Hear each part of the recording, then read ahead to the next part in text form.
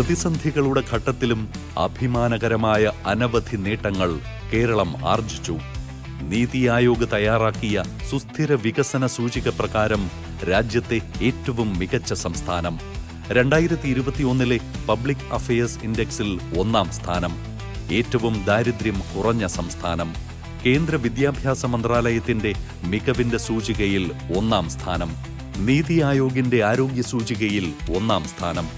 ഏറ്റവും കൂടുതൽ സൗജന്യ ചികിത്സ നൽകിയതിന് ആരോഗ്യമന്ധൻ പുരസ്കാരം, വയോശ്രേഷ്ഠ പുരസ്കാരം, ഇന്ത്യ ടുഡേ നടത്തിയ ഹാപ്പിനെസ് ഇൻഡെക്സ് സർവേയിൽ 1-ാം സ്ഥാനം, തീരദേശ ജല ഗുണനിലവാര സൂചികയിൽ 1-ാം സ്ഥാനം തുടങ്ങി 150-ലധികം പുരസ്കാരങ്ങൾ ഇതിനകം കേരളം സ്വന്തമാക്കി കഴിഞ്ഞു.